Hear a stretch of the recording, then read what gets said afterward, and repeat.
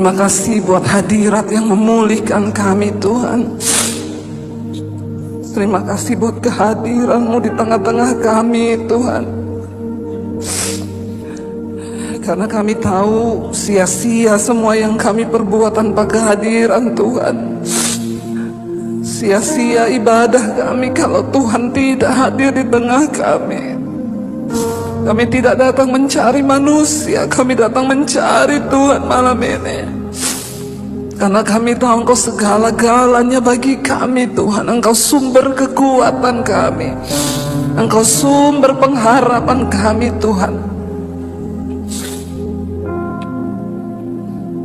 Jangan pernah tinggalkan kami Tuhan. Biar Roh-Mu tetap ada di dalam hidup kami. Sebab Roh-Mu yang memberikan kami kekuatan.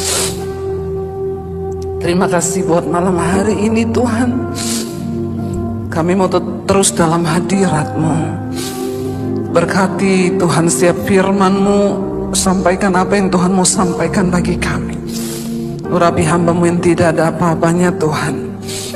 Dalam nama Tuhan Yesus kami buka hati Tuhan. Sama-sama katakan amin. Tepuk tangan buat Tuhan Yesus saudara. Silahkan duduk. Bapak Ibu shalom. Apa kabarnya?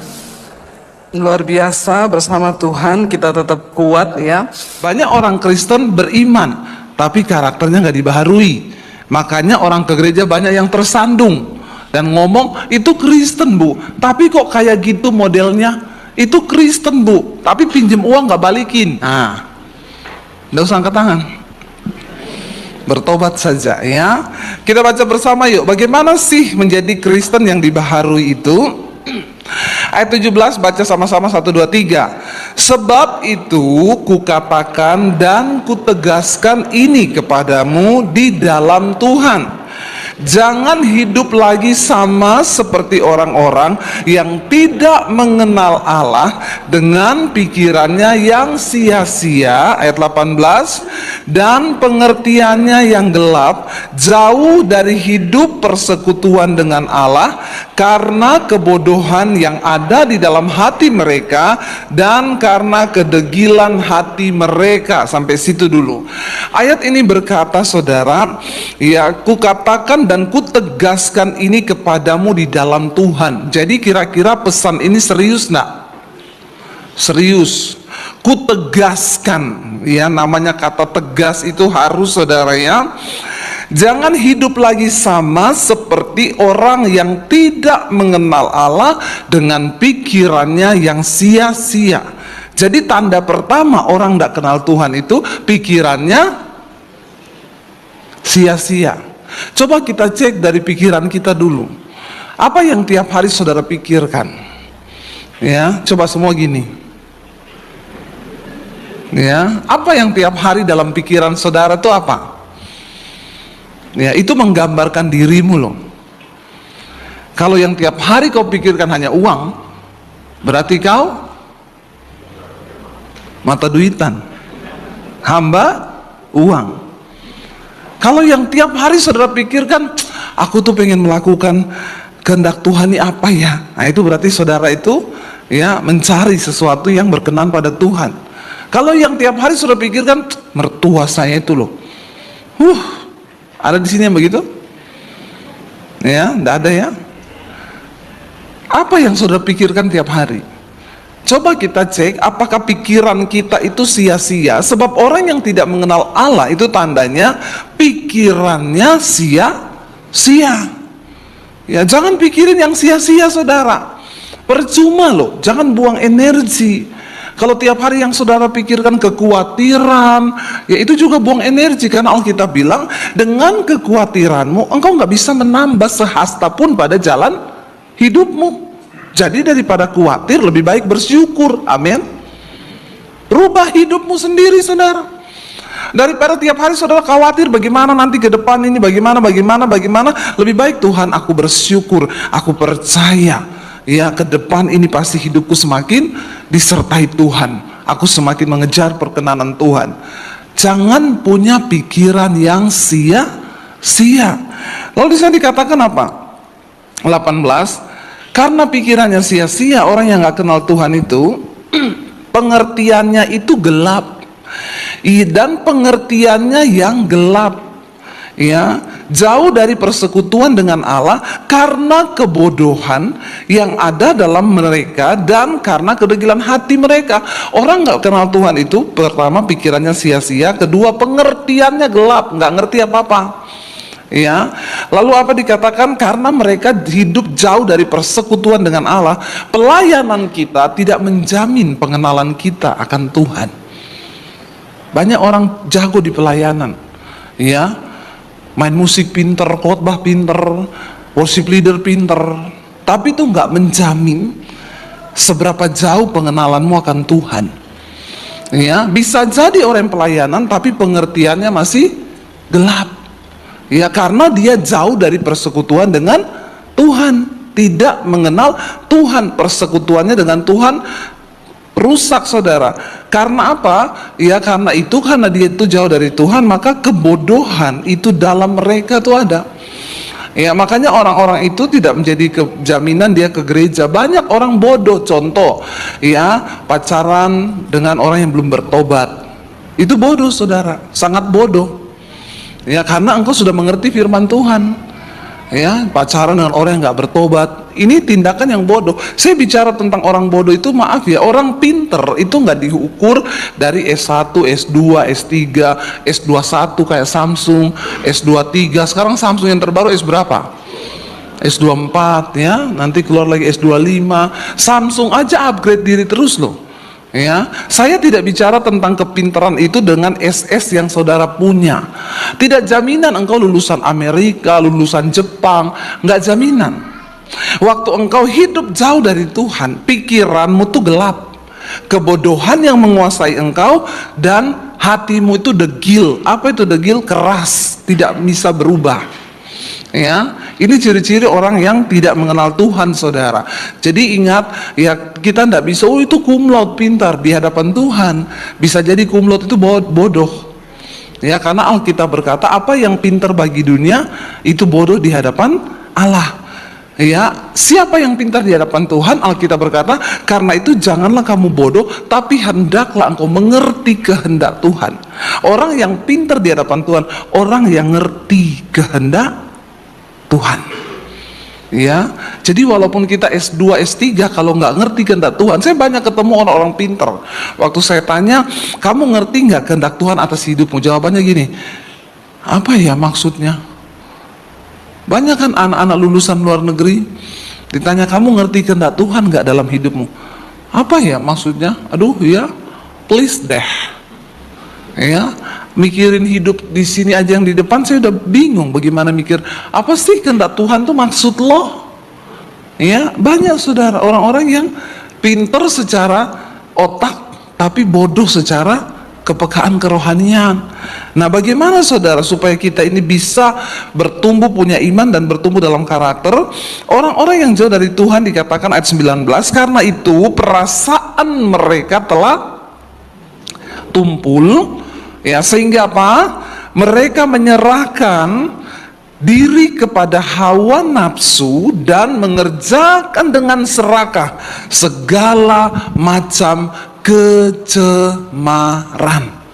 Ya, mereka menyerahkan dirinya kepada hawa nafsu. Ya, karena mereka ini pikirannya, perasaannya tumpul, pikiran gelap, perasaan tumpul. Ya, kita lihat saudara, keadaan di sekeliling kita, orang-orang hidup dengan perasaan yang tumpul, artinya apa? Nggak punya perasaan lagi. Udah kayak robot. Kemarin kita dengar berita menyedihkan, 2 orang lansia meninggal di satu rumah sudah berbau busuk.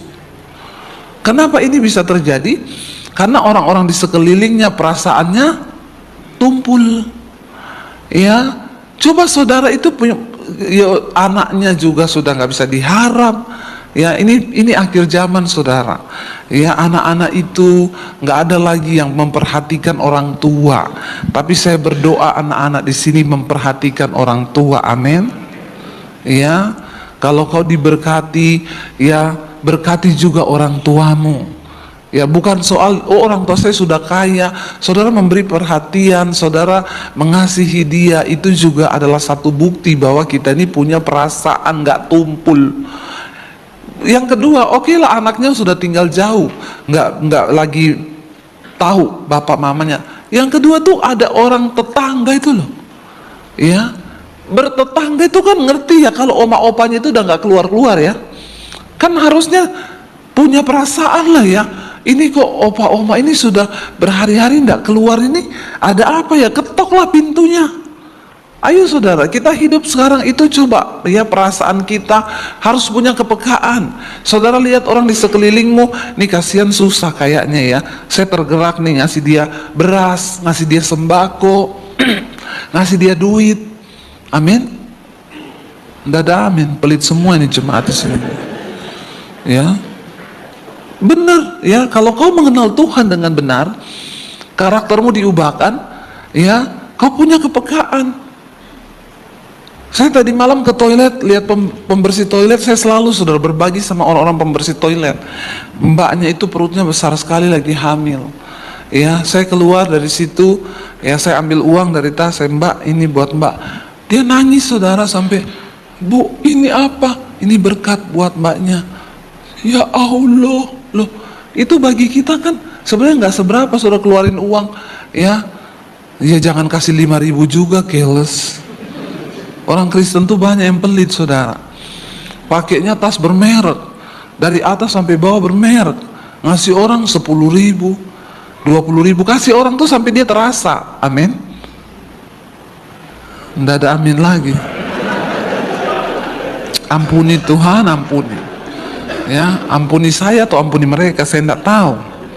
Ya, benar saudara, jangan tumpul perasaanmu. Kadang-kadang itu bagi kita, ya mungkin uang makan kita sehari 100.000, 150.000 atau 200.000. Ya, tapi bagi orang mungkin dia hari itu sudah nggak ada beras di rumahnya, kita kasih, dia nangis, dia melihat Tuhan loh lewat hidup kita. Amin saudara. Ya, jangan tumpul perasaanmu. Hari-hari ini kalau kita mengenal Tuhan, maka kita itu nggak tumpul. Ya, jangan saudara, kita harus punya kepekaan yang lebih lagi. Dan dikatakan di sana bahkan mereka ini bukan hanya telah tumpul perasaannya, mereka menyerahkan diri kepada hawa nafsu dan mengerjakan dengan serakah segala macam kecemaran. Ya, jauhkan diri kita dari persinahan, percabulan. Ya, jangan lagi saudara. Kalau kita mengenal Tuhan dengan benar, sekarang itu memang banyak orang-orang yang menyerahkan diri kepada hawa nafsu. Bapak-bapak di luar sana banyak wanita yang berpenampilan seksi, yang memang sengaja berpenampilan seperti itu untuk menggoda. Iya, saya ceritakan berapa kali saya sama suami di bandara, di kafe, ada saudara ani-ani datang, duduk di depan suami saya pakai rok mini, dia pangku kaki begini supaya pahanya kelihatan suami saya. Ya, memang begitu sekarang, dia sengaja menyerahkan diri kepada hawa nafsu. Makanya bapak-bapak yang peka, ya langsung balik badan, amin bapak-bapak.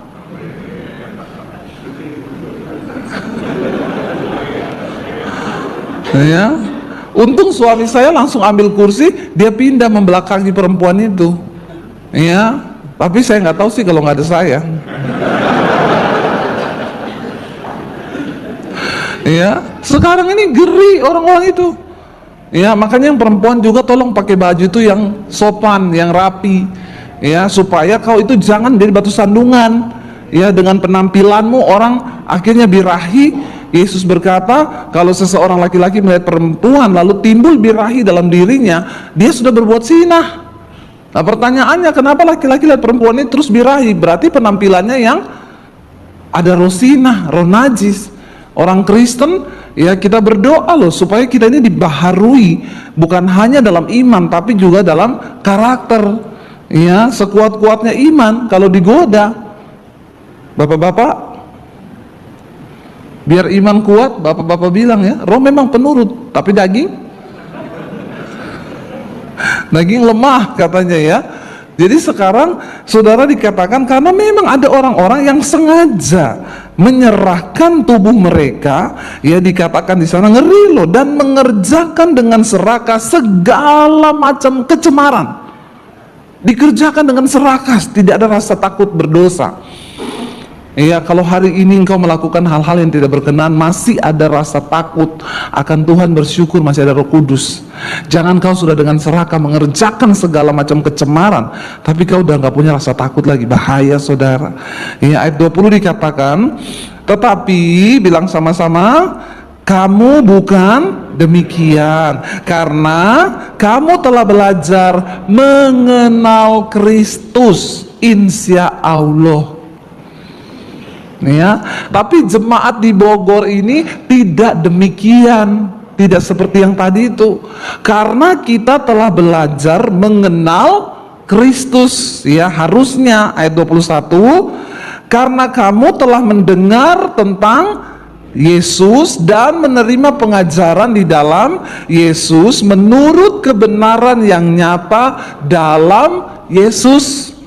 Ya, kita tidak demikian lagi. Dulu kita seperti itu, tapi sekarang kita nggak demikian, karena kita telah belajar, ya, dan telah mendengar tentang Yesus, menerima pengajaran di dalam Yesus menurut kebenaran yang nyata. Apa itu kebenaran yang nyata dalam Yesus? Apa kebenaran yang kita pelajari selama ini? Ayat 22, baca dengan suara keras. Ini loh kebenarannya, yaitu bahwa kamu berhubung dengan kehidupan kamu yang dahulu harus menanggalkan manusia lama yang menemui kebinasaannya oleh nafsunya yang menyesatkan. Jadi ternyata Alkitab bilang, ini loh kebenaran yang kita terima, yang ini. Kalau saudara mendengar pengajaran kekristenan, ya, yang lain, ya, itu hati-hati. Harusnya pelajaran kekristenan yang benar itu ini, berhubung, yaitu bahwa kamu berhubung dengan kehidupan kamu yang dahulu, kamu harus menanggalkan manusia lama yang menemui kebinasaannya. Dengan kata lain, semua orang Kristen itu harus berubah. Manusia lamanya dibuang. Saya ini dulu Debbie yang lama, ya, Debbie yang lama yang hidup tadi nggak mengenal Allah itu apa? Ya, saya ini pemarah, saya melakukan banyak dosa. Tapi ketika saya mengenal Yesus, saya harus meninggalkan Debbie yang lama itu, supaya saya hidup dalam hidup yang baru. Kenapa? Karena hidup lama, Debbie yang lama itu berjalan kepada kebinasaan. Nah, ayat 23 dikatakan apa? Supaya kamu dibaharui di dalam roh dan pikiranmu. Jadi saudara, kita semua harus dibaharui. Pertama dari roh kita. Perjumpaan dengan Tuhan dimulai dari manusia rohani. Kalau manusia rohaninya mati, maka sudah pasti tidak mungkin pikirannya dibaharui, tidak mungkin hidupmu dibaharui. Orang yang manusia rohnya mati, dia akan tetap sama seperti itu. Makanya orang kalau sudah hidup baru, dia pasti berubah hidupnya. Yang harus dibaharui pertama itu roh kita. Kita ketemu dengan Tuhan, dengan manusia roh kita, lalu kita mulai berubah dalam pikiran. Ya, kalau engkau sudah berkata engkau sudah menerima Yesus, tapi pikiranmu masih gelap, masih sia-sia yang kau pikirkan, maka itu artinya rohmu belum dibaharui. Ayat 24, dan apa? Dan mengenakan manusia baru yang telah diciptakan menurut kehendak Allah di dalam kebenaran dan kekudusan yang sesungguhnya. Kita tanggalkan manusia lama kita, lalu kita kenakan manusia baru. Dikatakan yang telah diciptakan menurut kehendak Allah. Jadi saudara, kita ini pertama diciptakan Tuhan baik.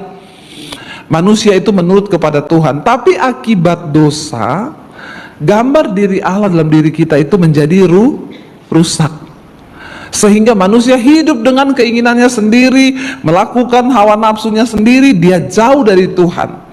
Tapi ketika Yesus datang mati di salib, orang yang menerima Kristus itu rohnya dibaharui, pikirannya dibaharui, lalu kita ini menuju pembaharuan, kita dikuduskan, kita dikembalikan kepada gambar diri Allah yang dulu rusak. Kita ini semua harus lahir baru.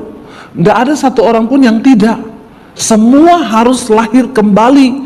Makanya ketika Yesus ketemu dengan Nikodemus, seorang pengajar guru orang Yahudi, pengajar agama Yahudi, Yesus bilang sama Nikodemus, kalau engkau tidak dilahirkan kembali, engkau tidak mungkin bisa masuk ke dalam kerajaan Allah. Nikodemus belum dilahirkan kembali. Dia guru orang Yahudi, pinter, lulusannya hebat. Dia tanya sama Yesus begini, aku harus dilahirkan kembali. Bagaimana mungkin aku masuk ke rahim ibuku? Aku sudah tua. Lihat saudara, orang pinter ternyata bodoh.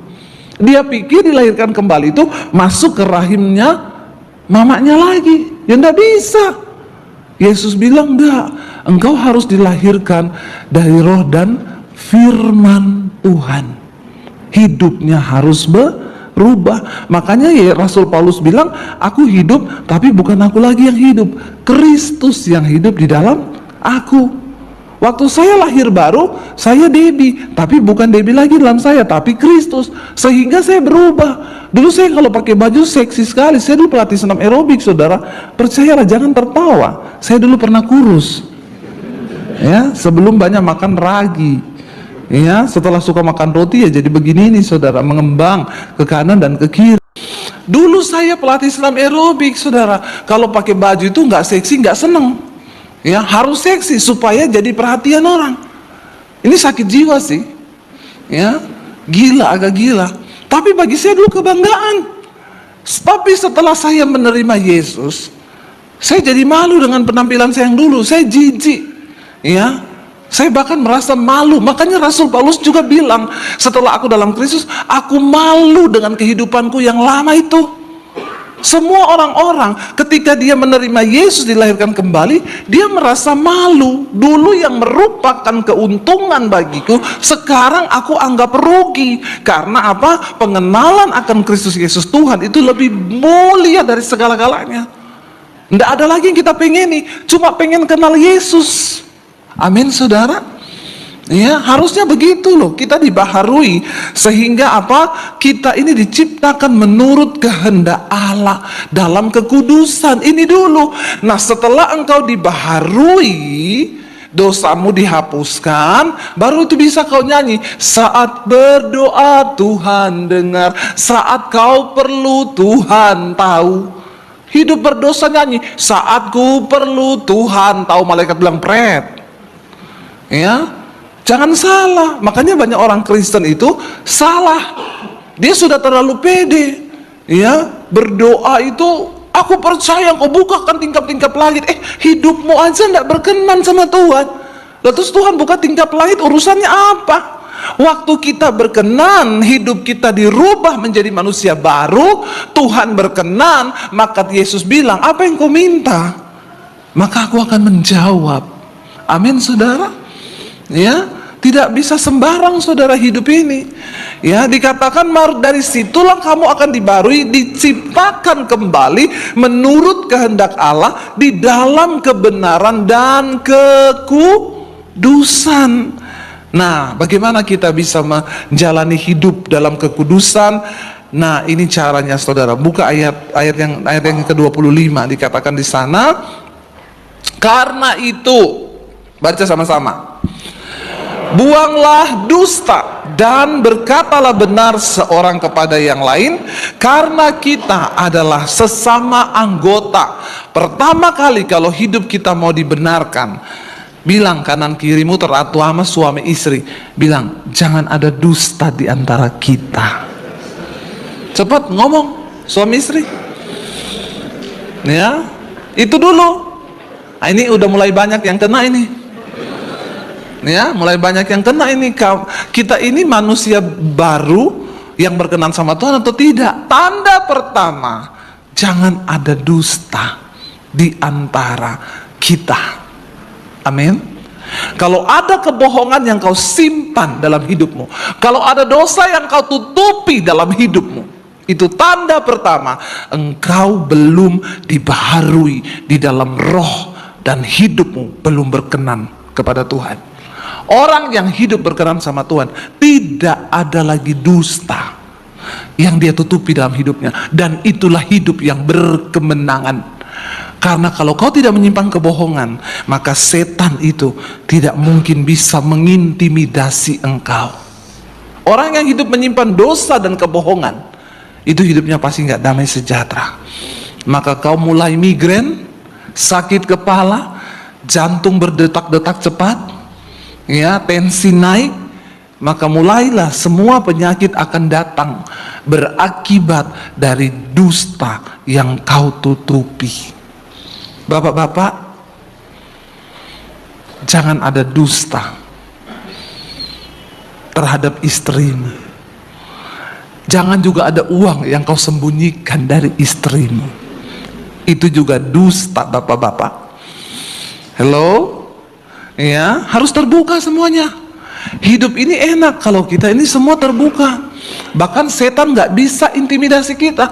Siapa orang yang hidup berbahagia? Orang yang hidup dalam kekudusan. Mereka orang yang paling bahagia, bukan orang kaya. Orang kaya kalau banyak dustanya, penyakitan, biar kau kaya. Jantungmu berdebar-debar karena kebanyakan bohong. Ya, apalagi kalau hidup pakai uang hasil curian, uang korupsi. Itu nggak mungkin, saudara. Nggak mungkin sejahtera. Jangan tertipu dengan hidup ini, dengan dunia ini, dengan kekayaan. Ya, kalau ada dusta dalam hidupmu, ya, ini nomor satu. Makanya saudara, setan itu mendakwa kita. Saya ingat kesaksian yang saya pernah cerita. Ada satu orang, ya, pejabat, dia bertobat terima Yesus. Ya, waktu itu gara-gara dia divonis dokter sakit, dan kata dokter umurnya tinggal beberapa bulan saja. Lalu dia ketakutan setengah mati. Lalu dia bilang, Tuhan kasih aku kesempatan hidup. Lalu Tuhan bilang, buat apa tak kasih kamu kesempatan hidup? Untuk kamu terus berbuat dosa, kamu simpan kebohongan dari istrimu. Ya, lalu dia bilang, enggak Tuhan, kalau Tuhan kasih kesempatan aku umur panjang, aku akan hidup memuliakan nama Tuhan. Lalu dia dengar suara Tuhan audible. Oke, aku beri engkau kesempatan. Tapi syaratnya, yang satu syaratnya, dia tanya, apa itu Tuhan? Akui semua dosamu kepada istrimu. Itu langkah awal dari pertobatanmu. Waduh, dia berpikir umurnya kata dokter tinggal beberapa bulan. Tapi kalau dia ngaku dosanya sama istrinya, bisa jadi tinggal beberapa hari. Ya enggak bapak-bapak? Dia lebih terancam ini, ngaku dosa sama istri. Itu hal yang paling ditakuti oleh semua suami. Ya, ya enggak bapak-bapak? Enggak ya bapak-bapak, di sini semua sudah bertobat. Sudah tidak ada dusta lagi ya.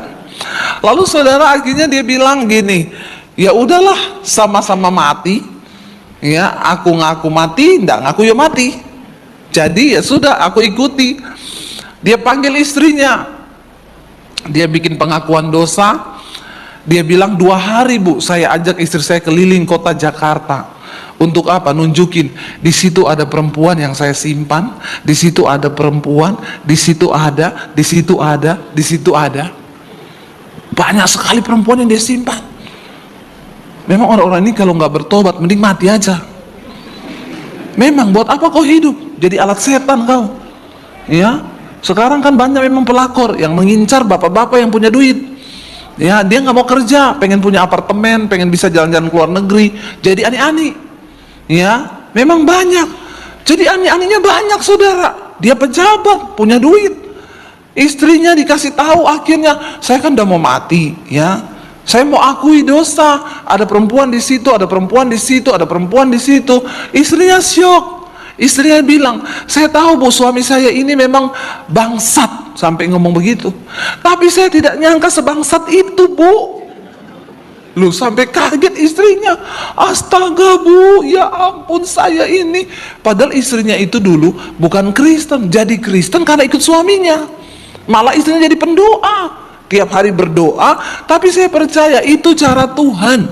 Itu jawaban doa istrinya. Makanya ibu-ibu, kalau kau sudah tidak bisa kendalikan suamimu, doa, duduk di kaki Tuhan. Tuhan, hajar suamiku Tuhan, hajar. Gak apa-apa, saya yang suruh.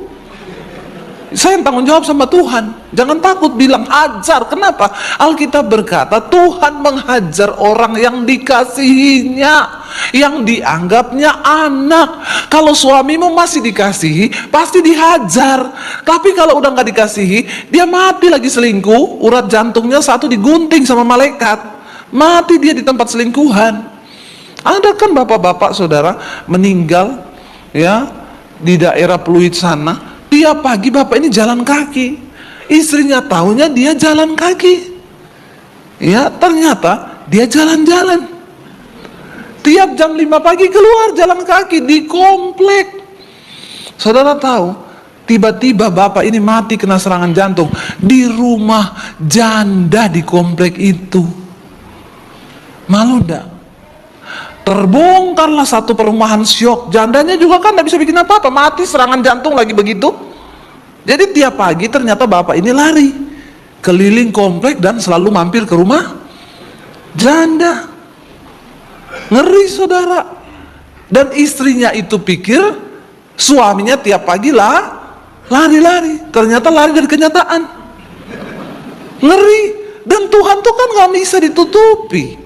Makanya hati-hati bapak-bapak. Ya, kau berbuat aneh-aneh, istrimu berdoa, didengar malaikat, didengar Tuhan. Lagi selingkuh di rumah janda, mati kena serangan jantung.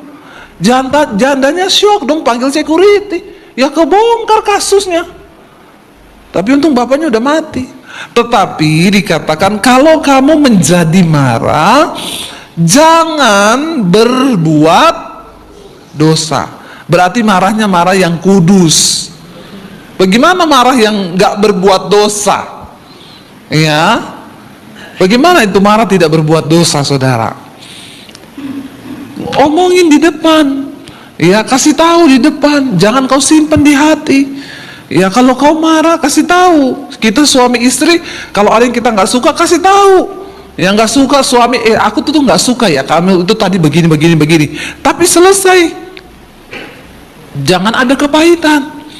Jangan 3 hari 3 malam nggak bicara. Itu kau sudah berbuat dosa.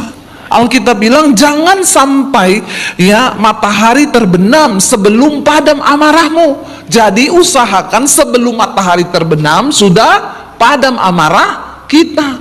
Tapi tidak usah ditunggu. Tunggu dulu matahari belum terbenam, saya tunggu sampai matahari turun. Ngapain sih saudara? Kalau jiwamu sehat, hidupmu dikendalikan oleh Roh Kudus, ya habis marah berusaha tenangkan diri dalam nama Tuhan Yesus. Tarik nafas, ampuni aku Tuhan, ampuni aku Tuhan Yesus, ampuni aku. Udah selesai. Suami istri berbaikan lagi. Kita ini kan sering kali marah di jalan aja soal nyetir kita bisa marah toh? Bisa kan suami istri? Di jalan sering nggak bapak-bapak marah sama istrinya karena istrinya lebih pintar dari Google Map? Ya, pernah nggak bapak-bapak jengkel? Nggak usah pura-pura. Ya, bapak belok kiri, ya istrinya bilang kanan, harusnya kau lihat kanan. Enggak, ini kiri. Ya, kalau dengar Google Map kan 500 meter belok ke kanan. Teman saya di Solo ngomong gini, kalau saya bu nggak pernah pakai Google Map. Ini loh, dia tunjuk istrinya lebih dari Google Map. Malah kadang keluar bodoh, goblok. Nah, Google Map kan tidak ada itu. Istri saya ada. Nih, makanya saya tidak pernah pakai Google Map. Ya, biarin aja dia yang hidup. Ya, karena biar ada Google Map dia lawan bu. Dia lebih satelit daripada satelit. Google Map kan pakai satelit, dia langsung dari Tuhan soalnya. Nggak pernah salah istri itu. Ya. Iya nggak bapak-bapak, di jalan kan kita sering jengkel tuh sama istri, ya karena saya juga sering begitu. Jadi saya pengakuan dosa ini ya. Tapi kan setelah itu nggak usahlah kita sampai emosi, nggak bicara, nggak omongan sampai di rumah nggak bicara. Ya itu tanda bahwa kau tuh belum bertobat loh. Ya manusia rohanimu tuh belum dibaharui loh. Kau punya iman tapi pembaruan karakternya belum, dan doamu nggak mungkin dijawab. Kalau yang masih seperti itu nggak boleh nyanyi saat ku perlu Tuhan tahu. Ya Tuhan bilang saya tahu kau marah-marah terus sama istrimu. Ya jadi jangan saudara ya. Apabila kamu menjadi marah, jangan berbuat dosa dalam marahmu. Apalagi waktu marah keluarin kata-kata kotor. makian, ya, umpatan, keluarin kata-kata yang bukan firman Tuhan. Ya, kita itu berbuat dosa, saudara. Ayat 27 dikatakan di sana, janganlah beri kesempatan kepada iblis. Jangan beri kesempatan sama iblis. Ya, karena iblis itu kerjaannya, waktu Ayub, saudara, dicobai Tuhan itu, jadi dikatakan pada waktu itu iblis menghadap kepada Tuhan. Pertanyaannya, boy, bisa nggak iblis menghadap sama Tuhan? Bisa, karena Tuhan kasih akses untuk iblis. Alkitab berkata, iblis itu kerjaannya, iblis, Tuhan tanya, dari mana kamu iblis? Dari jalan-jalan berkeliling. Jadi pekerjaan setan itu jalan-jalan keliling-keliling. Nah, orang yang kerjaannya tiap hari jalan-jalan keliling-keliling, itu temennya. Nggak jelas arah, jalan-jalan keliling-keliling terus, nggak betah di rumah, itu kau temennya. Ya, karena Tuhan tanya, dari mana kau iblis? Saudara baca kitab Ayub, dari jalan-jalan berkeliling-keliling. Lalu Tuhan bilang, kau sudah lihat hambaku Ayub? Sudah. Ya, dia saleh kan? Oh iya. Jadi iblis itu kerjaannya yang kedua. Yang pertama, dia jalan-jalan keliling untuk apa? Lihat-lihat hidup kita. Ya, jadi iblis itu bisa lihat kita, saudara. Yang kedua, dia itu kerjaannya mendakwa kita di hadapan Tuhan. Ya, iblis itu mendakwa. Iblis bilang, itu loh, iya tadi baru dari gereja, tapi tuh di mobil sudah berantem. Tuhan tuh lihat diam-diaman berdua berantem tuh. Nah, itu iblis tahu, saudara. Ya, jadi hati-hati, jangan beri kesempatan sama iblis. Ya, saya dulu pernah kan sama suami saya marah, saudara. Saya pelayanan nggak dijemput-jemput. Saya bilang, saya sudah selesai. Dia bilang, iya kamu keluar aja, tunggu di depan itu, karena ya saya lagi mau putar balik. Jadi saya udah pamit dong,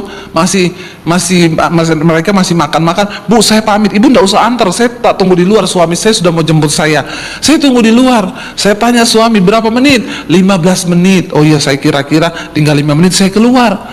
Ya, saya tunggu di situ panas, saudara. Ya, masih bisa pertama, haleluya, puji Tuhan, ya. Walaupun panas, 10 menit tidak datang, ya, sudah telat 15 menit tidak datang. Saya berdiri di situ sudah hampir setengah jam, keringetan, basah kuyup saya, saudara. Ya, saya bilang, udah di mana? Dia bilang, tinggal putar balik 5 menit lagi, 5 menit lagi. Memang kan di Jakarta ini ya, kalau tinggal putar balik itu nggak bisa menjadi alasan ya. Kalau ada macet apa-apa ketahan. Saya emosi, saudara. Saya marah, saudara. Ya udah keringet, basah kuyup. Akhirnya suami saya datang. Kira-kira dalam keadaan marah begitu, saya masuk mobil, buka pintu. Ya, saya ngomong apa sama dia? Ya, saya buka pintu. I love you, I need you, I want you. Gila itu kalau gitu. Ya, saya buka pintu ya marah lah, saudara. Saya masuk, saya duduk, katanya cuma ya, saya banting pintu, prak. Orang kan kalau marah sakit jiwa toh.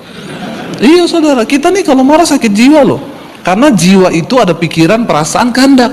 Waktu pikiranmu dirusak iblis, perasaanmu jadi marah, kehendakmu banting pintu.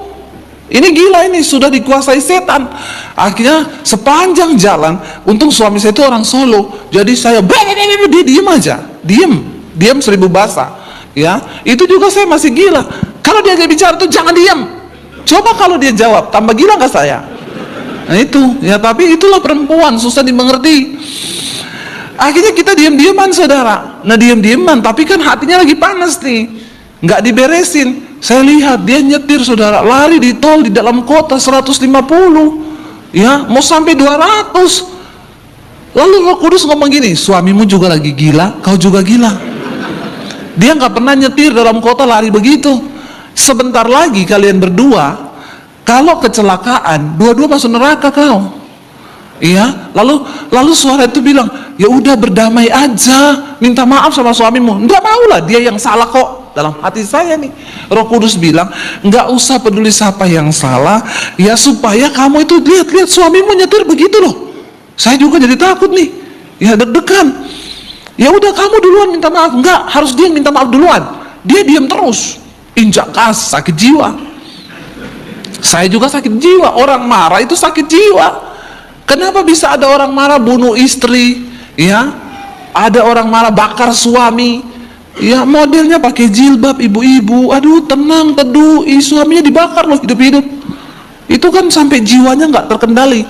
Saya lihat begini, Tuhan ya ampun, dia injak gas sampai mau 200 di dalam kota ini, rame keadaannya nih, mati kita nih, mati benar-benar kecelakaan nih, masuk neraka nih berdua, sia-sia pelayanan saya nih puluhan tahun. Lalu Roh Kudus bilang, pegang tangannya dia. Udah, kamu kalau nggak mau ngomong maaf, pegang aja tangannya, dia sudah tahu bahasamu itu. Saya ini mau angkat tangan saudara, kayak orang kena stroke. Turun lagi. Ini loh orang sakit jiwa. Perhatikan, waktu setan ambil alih hidupmu, kau biarkan marahmu itu. Iya, Roh Kudus bilang, pegang lagi tangannya. Saya mau pegang. Turun lagi saya, nggak mau. Ya, sampai akhirnya saudara, Roh Kudus tuh bilang gini, kamu tahu nggak? Kamu duduk di mobil itu, setan di tengah-tengahmu loh. Saya dikasih gambaran, setan duduk di tengah kita sambil giniin saya, goblok, suami saya goblok, hamba Tuhan, ya, sakit jiwa. Saya lihat nih setan kok menguasai kita ya. Akhirnya saya bilang, dalam nama Tuhan Yesus, saya tanggalkan ego saya Tuhan. Saya cuma tidak mau setan ikut di mobil saya. Saya bilang, setan, di belakang ada truk. Kau numpang di truk belakang. Kau harus turun sekarang dari mobil saya. Saya tidak mau memberi kesempatan kepada iblis. Bahaya kalau kita buka celah. Lalu saya angkat tangan saya pegang tangan suami saya. Ya, saya bilang, sorry ya, kita nggak usah marah-marah gini. Lalu dia natap saya sambil ngomong, dari tadi ke orang Solo begitu. Lalu langsung gasnya turun, zut, ya, 80. Jiwanya normal kembali. Saudara mengerti kalau setan itu mengambil alih hidup kita, ya, jangan beri kesempatan pada iblis. Kenapa ada orang saling bunuh? Karena suruh iblis masuk. Ya, suami istri berantem, istrinya bilang, ya udah kalau gitu bunuh saja aku. Setan lagi jalan-jalan keliling, denger, ada orang suruh bunuh. Setannya mampir ke rumahnya, suaminya dihinggapi, ya, istrinya disiram bensin, dibakar hidup-hidup. Setelah mati baru gini, kenapa aku melakukan itu? Banyak orang jiwanya diambil alih, dikendalikan sama iblis. Makanya jangan beri kesempatan pada iblis. Coba suami istri lihat-lihatan, bilang, jangan kita kasih kesempatan sama iblis. Lihat istrimu, cepat. Perintah ini. Ada suami-suami nggak mau lihat istri nih. Ya, jangan lihat istri orang, lihat istri sendiri. Jangan lihat suami orang, lihat suami sendiri. Ya, bilang jangan beri kesempatan sama iblis ya. Ayo kita sehatkan supaya saudara itu jangan berpikir sudah beriman di gereja. Kalau karaktermu nggak dibaharui, kau nggak bisa masuk surga. Amin, saudara. Ya. Lalu ayat 28 berkata begini, orang yang mencuri janganlah ia mencuri lagi. Ya, yang pencuri jangan pencuri lagi. Pinjam duit 100 nggak balikin, itu pencuri namanya, ya, balikin kalau pinjem. Tetapi baiklah ia bekerja keras, ya, baiklah ia bekerja keras dan melakukan pekerjaan yang baik dengan tangannya sendiri, supaya apa? Ia dapat membagikan sesuatu kepada orang yang berkekurangan. Ingat, kita hidup bukan hanya untuk mencukupi diri kita. Tidak cukup sampai di situ. Kalau saudara hanya cukup hidup bagi dirimu sendiri dan kau tidak punya sesuatu yang bisa kau bagikan ke orang lain, berarti hidupmu belum berdampak. Amin, saudara. Bekerja keras, jangan malas, jangan minta-minta, jangan pinjam kanan kiri. Saya sangat percaya Tuhan menciptakan kita dengan kemampuan untuk bisa bertahan hidup. Pekerjaan tuh banyak.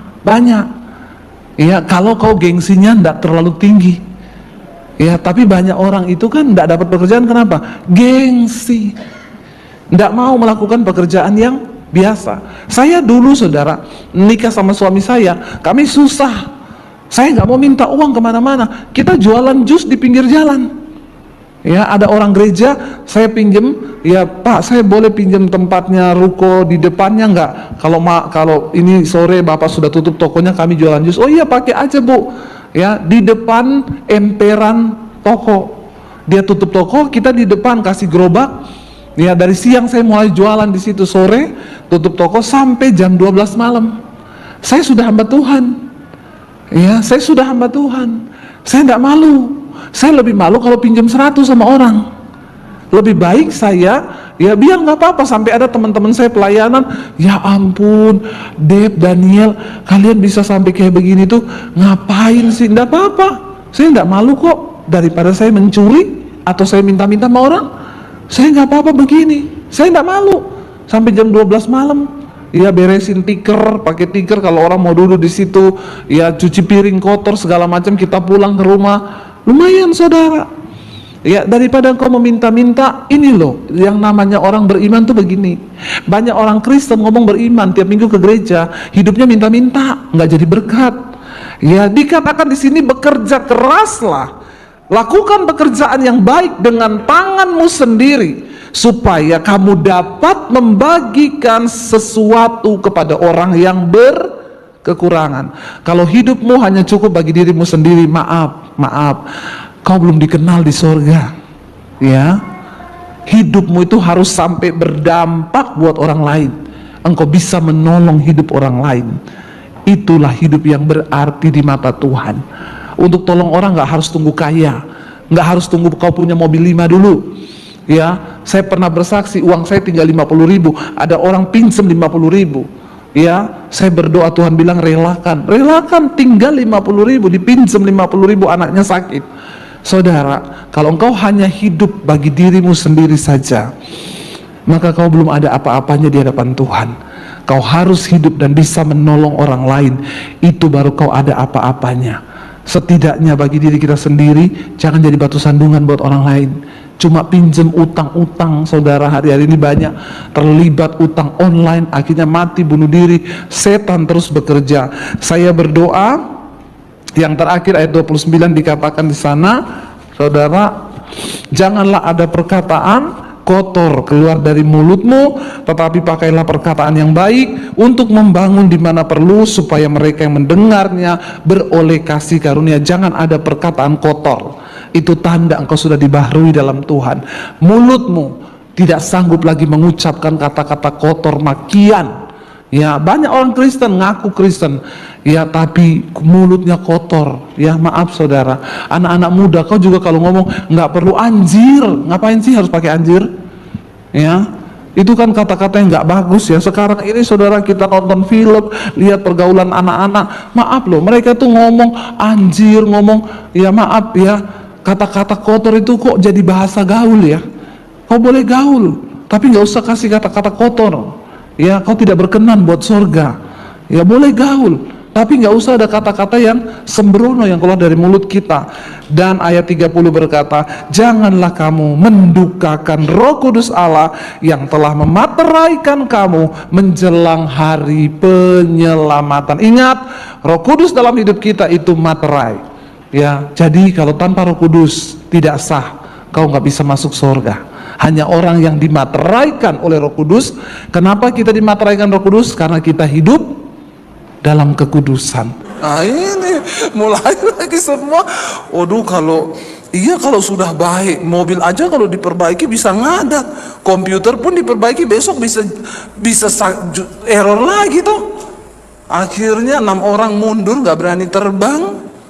Ya, dan itu saya akui itu, yang angkatan itu yang berangkat itu. Kenapa saudara? Mereka itu terbang udah siap mati loh.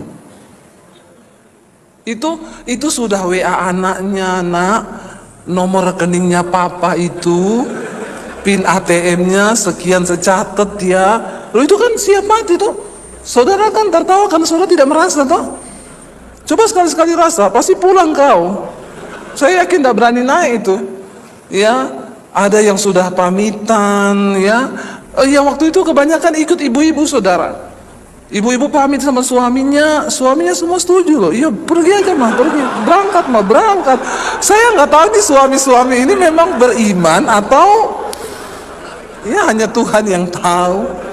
Katanya, ibu gimana? Suami saya mendukung bu. Ibu, suamiku mendukung semua ini suami-suami.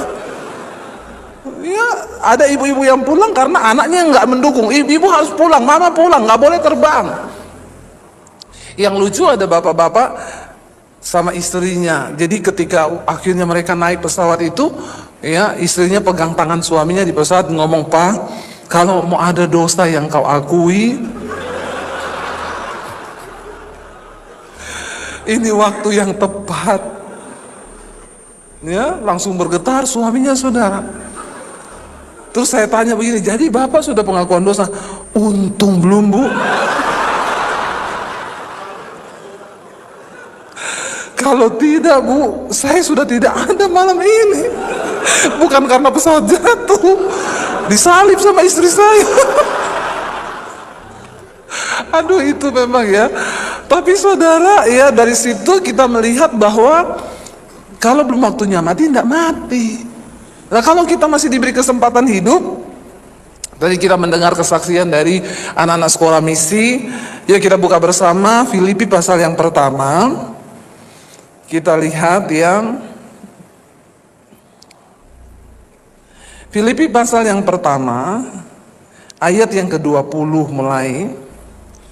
Filipi 1 ayat 20 baca bersama. "Sebab yang sangat kurindukan dan kuharapkan ialah bahwa aku dalam segala hal tidak akan beroleh malu, melainkan seperti sedia kala, demikian pun sekarang Kristus nyata dan dimuliakan dalam tubuhku, baik oleh hidupku maupun oleh matiku." Ya, saya pegang ayat ini, saudara. Ya, dikatakan Rasul Paulus bilang, "Aku pengen ya supaya ketika aku diberikan hidup di dunia ini, hidupku ini memuliakan Kristus, bahkan entah oleh karena hidupku maupun matiku, Kristus dimuliakan." Ayat 21 dikatakan begini, saudara. 1, 2, 3. "Karena adalah Kristus dan mati adalah keuntungan." Siapa yang percaya bahwa mati adalah keuntungan? Angkat tangan. Tuhan, Engkau lihat tangan-tangan mereka yang terang. Loh, Bapak Ibu, ya, dari peristiwa pesawat India Air kemarin, ada yang bilang, "Aduh, beruntung banget itu satu itu ya, yang hidup." Apakah yang mati itu nggak beruntung? Apakah yang mati itu tidak disertai Tuhan? Saya mau konfirmasi, seringkali orang Kristen itu salah. Kita ini semua pasti akan mengalami yang namanya kematian. Cuma caranya aja dan waktunya aja yang berbeda. Loh, kalau dia di dalam Kristus, percaya Yesus, hidup sesuai dengan firman Tuhan, ya dimanapun dia mati itu adalah sebuah keuntungan. Bukan berarti yang mati nggak disertai Tuhan, yang hidup disertai Tuhan. Justru Tuhan bilang, Tuhan itu tidak berkenan pada kematian orang fasik, tapi pada pertobatannya. Makanya orang bilang orang berdosa itu lama. Karena memang Tuhan tidak berkenan kematian orang berdosa. Tapi yang Tuhan mau itu dia bertobat. Nah, kalau hari ini kita masih hidup sekarang, berarti Tuhan masih memberi kita kesempatan untuk bertobat. Bertobat dari apa? Saya ini nggak mabok, Bu, saya nggak bersinah, saya nggak judi. Ya mungkin kita masih kurang melayani Tuhan. Mungkin waktu hidup kita pakai masih banyak untuk hal-hal yang lain, dan kita tidak memakai waktu hidup kita untuk melayani Tuhan. Orang bilang sama saya, "Ibu tuh enggak capek ya? Baru pulang dari Turki loh. Pulang 1 hari, buka koper, cuci-cuci baju, lipat baju lagi, besok saya terbang ke Kinabalu." Capek enggak? Capek, saudara. Ditanya capek? Capek. Tapi saya tahu bahwa kita ada di waktu-waktu yang terakhir, waktu-waktu yang sangat singkat, dan kita harus bekerja giat untuk pekerjaan Tuhan. Karena sebentar lagi akan datang malam di mana tidak lagi kita bisa melakukan apa-apa. Kita lihat perang sekarang. Ya, mulai tercetus ini perang dunia ketiga akan terjadi karena melibatkan banyak negara, saudara. Ya, dan ya, saya itu kemarin berpikir, kenapa sih ini orang suka saling bunuh ya? Enak-enak kayak hidup damai-damai, nggak usah bunuh-bunuhan gitu, bom-boman. Tadi ini Tel Aviv masuk loh bom, kota-kotanya, rumah sakitnya. Saya tuh dapat info dari memang orang yang tinggal di sana. Ini terus memanas, saudara.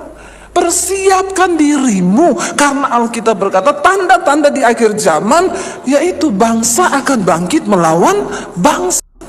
Tapi kesudahannya belum akan datang sampai Injil kerajaan Allah ini diberitakan. Kenapa Tuhan, saya baru mengerti Tuhan kasih saya visi, nggak usah buka gereja, persiapkan penuai untuk memberitakan Injil. Hari-hari ini kita semua terpanggil untuk jadi penuai. Jangan cuma sibuk cari uang, amin.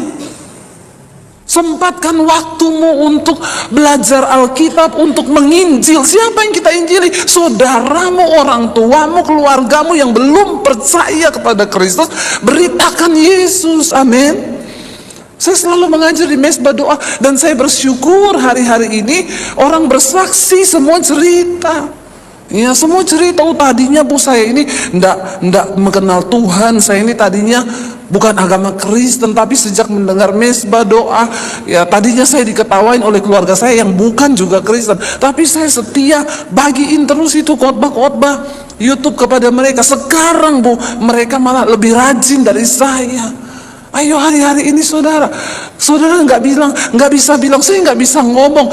Kau punya HP, tinggal bagi itu, share khotbah-khotbah pendeta yang bisa membangun iman, amin. Ya, bukan cuma saya, banyak pendeta yang bagus khotbahnya, share, entah lewat Instagram, lewat apa, share sama saudara kita yang belum mengenal Tuhan Yesus. Saya percaya bahwa hari-hari ini dikatakan bahwa karena bagiku hidup adalah Kristus, mati adalah keuntungan. 22 baca bersama. Tetapi jika aku harus hidup di dunia ini, itu berarti bagiku bekerja memberi buah. Jadi mana yang harus kupilih, aku nggak tahu. Saking dua-duanya itu enak, mati hidup adalah Kristus, mati adalah untung. Rasul Paulus bilang, aku bingung mau pilih yang mana nih. Karena hidup Kristus, mati juga Kristus. Sampai dia bilang bingung loh, mau pilih hidup atau mati, sama-sama untuk Kristus. Aku didesak dari dua pihak. Aku ingin pergi dan diam bersama-sama dengan Kristus, itu memang jauh lebih baik. Tetapi lebih perlu untuk tinggal di dunia ini karena kamu. Sebenarnya kalau mau disuruh pilih enak mati, saudara, amin. Langsung diam semuanya. Saya itu ketemu dengan orang yang sudah pernah mati banyak kali, dan semua mereka bersaksi, bu, waktu saya mati, saya disuruh pulang ke bumi, saya tidak mau, karena lebih enak di sana, nggak ada jatuh tempo, nggak ada cicilan, ya lebih enak. Tapi kalau kita masih ada di dunia ini, kita disuruh berarti apa? Bekerja untuk menghasilkan buah. Buahnya apa? Jiwa-jiwa yang kita bawa pada Tuhan. Saya nggak akan panjang lebar saudara, karena kita akan masuk dalam acara wisuda anak-anak malam hari ini. Dan saya percaya kita semua dipanggil Tuhan untuk bekerja memberi buah, untuk kita sungguh-sungguh menjadi penuai-penuai di akhir zaman. Dan malam ini kita sebelum masuk ke acara wisuda, kita mau bangkit berdiri untuk mempersiapkan diri untuk perjamuan kudus. Kita setiap bulan diberi kesempatan untuk melakukan sakramen perjamuan kudus, saudara, karena kita percaya bahwa tubuh dan darah Kristus melayakkan setiap kita. Tubuh dan darah Kristus yang memulihkan hidup kita, menyembuhkan setiap kita, bahkan memberikan kepastian hidup yang kekal. Kita percaya bahwa tubuh dan darah Kristuslah yang menjadi keselamatan dan kekuatan buat kita. Mari kita sungguh-sungguh datang pada Tuhan dengan hati malam hari ini, bahwa kita dipilih dan ditebus oleh Tuhan, dan itu adalah anugerah yang luar biasa. Persiapkan hidup. salib. Syukur buat hidup yang masih Tuhan berikan sampai malam hari ini.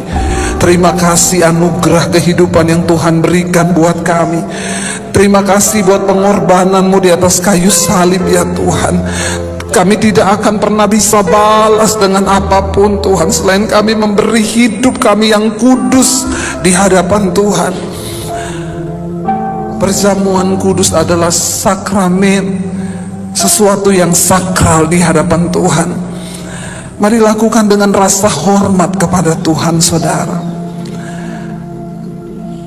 Tubuh yang tercabik, darah yang tercurah, pengorbanan yang begitu luar biasa dilakukan Kristus bagi saudara dan saya. Dan dia hanya minta kita memberi hidup yang terbaik buat dia. Mari angkat tinggi roti di tangan kananmu. Sebab apa yang telah kuteruskan kepadamu telah aku terima dari Tuhan, yaitu bahwa Tuhan Yesus pada malam waktu ia diserahkan, ia mengambil roti dan sesudah itu ia mengucap syukur atasnya, memecah-mecahkannya dan berkata, inilah tubuhku yang diserahkan bagi kamu, perbuatlah ini menjadi peringatan akan aku. Saudara, roti yang ada di tangan ini adalah tubuh Kristus yang terpecah bagi saudara saya. Kutuk yang ditanggung atas dagingnya dijatuhkan atas hidupnya. Kutuk yang harusnya menimpa kita dipikul oleh Kristus karena dia mengasihi kita. Apakah kau percaya bahwa tubuh itu yang sudah menyelamatkanmu, saudara? Dengan iman katakan amin dan makan di dalam nama Tuhan Yesus. Dalam nama Tuhan Yesus. Terima kasih Tuhan. Darah yang tercurah bukan hanya bagi saudara dan saya. Darah ini tercurah buat anakmu yang belum bertobat, buat keluarga kita yang belum bertobat, buat suamimu yang belum bertobat, buat orang tuamu yang belum bertobat. Darah ini tercurah bagi semua orang yang memerlukan keselamatan. Angkat tinggi saudara cawan di tangan kananmu. Demikian juga ia mengambil cawan sesudah makan, lalu berkata, cawan ini adalah perjanjian baru yang dimateraikan oleh darahku. Perbuatlah ini setiap kali kamu meminumnya menjadi peringatan akan aku. Kami ingat akan kasih-Mu bagi kami Tuhan. Kami ingat akan kasih-Mu bagi keluarga kami. Kami angkat cawan ini atas nama keluarga kami yang belum bertobat, atas nama saudara kami yang belum bertobat, atas nama suami, istri, orang tua kami yang belum bertobat. Kami tahu Tuhan juga mati buat mereka, darah-Mu juga tercurah untuk mereka Tuhan. Kami juga mewakili mereka malam ini datang di hadapan-Mu, ingat akan keluarga kami Tuhan. Kami bersyukur buat darah-Mu yang menanggung kutuk atas setiap kami. Kutuk sakit penyakit dipatahkan, kutuk maut dipatahkan, kutuk kemiskinan dipatahkan lewat darah Kristus yang tercurah. Saudara, bukankah cawan inilah cawan perjanjian baru, darah Kristus yang tercurah atas hidup kita yang membawa keselamatan. Percayakah engkau akan kuasa darah Kristus ini? Amin. Mari kita terima dengan iman di dalam nama Tuhan Yesus. Kami tahu kami disembuhkan Tuhan, kami dipulihkan malam ini. Terima kasih buat pengorbanan-Mu Tuhan Yesus. Terima kasih buat keselamatan yang Tuhan beri buat kami. Terima kasih untuk kesempatan yang kedua untuk kami boleh sungguh-sungguh menerima segala janji dan berkat-berkat Tuhan. Kami mengucap syukur di dalam nama Tuhan Yesus Kristus. Sama-sama katakan amin. Tepuk tangan buat Tuhan Yesus. Saudara silakan duduk. Iya Bapak Ibu, malam hari ini sebelum anak-anak akan diwisuda, bersama dengan kita juga ada Bapak Pendeta Pak Victor Purnomo dan juga Pak Budon, Pak Pendeta Budon, ini juga adalah dosen-dosen di sekolah misi, dan saya minta untuk Pak Victor, nanti juga Pak Budon akan memberikan nasihat ya buat anak-anak sekolah misi dan juga buat setiap kita. Ya, mungkin ya 5 menit, silakan Pak Victor ya terlebih dahulu.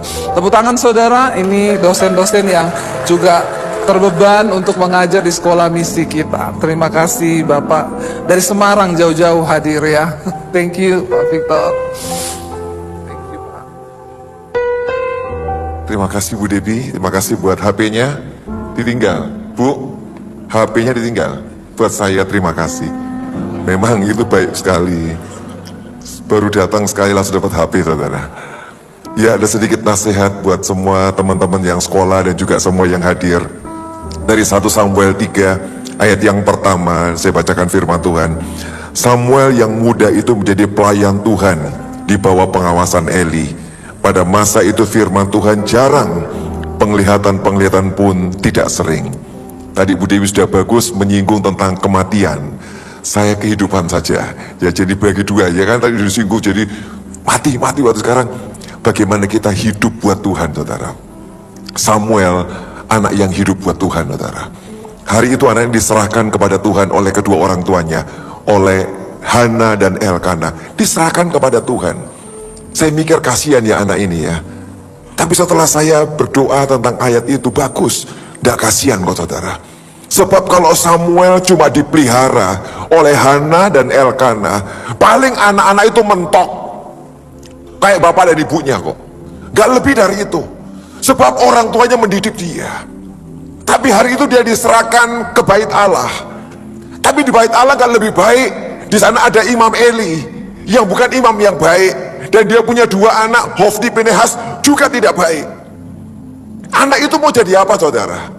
Kalau hari itu dipengaruhi oleh Eli dan 2 anak ini saudara. Tapi saya bersyukur hari itu Samuel ada di bait Allah.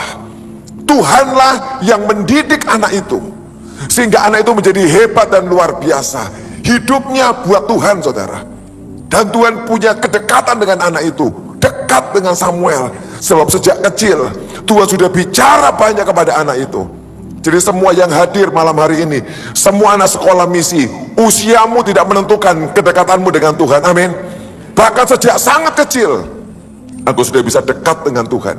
Dan bukan cuma dekat, Tuhan bicara pada anak ini, dan Tuhan pakai hidup anak ini. Kenapa? Dia izinkan Tuhan mendidik hidup anak itu. Anak-anak sekolah misi, izinkan Tuhan mendidik hidupmu. Kamu akan pulang selesai, selama 6 bulan ada banyak pendeta hamba Tuhan yang mengajari engkau, itu bagus. Tapi yang paling bagus adalah bagaimana Tuhan mengajari hidupmu. Semua yang hadir di sini, saya tahu Bu Dewi sering ngomong, jangan mengandalkan pendeta. Kita gak bisa tolong banyak saudara. Tapi kalau engkau punya pengalaman dengan Tuhan, itu yang menolong hidupmu menjadi luar biasa. Samuel menjadi nabi besar, luar biasa, sebab Tuhan mendidik hidupnya. Dan dia menjadi nabi besar, jadi hakim Israel, dan juga jadi nabi yang mengurapi 2 raja besar. Kenapa?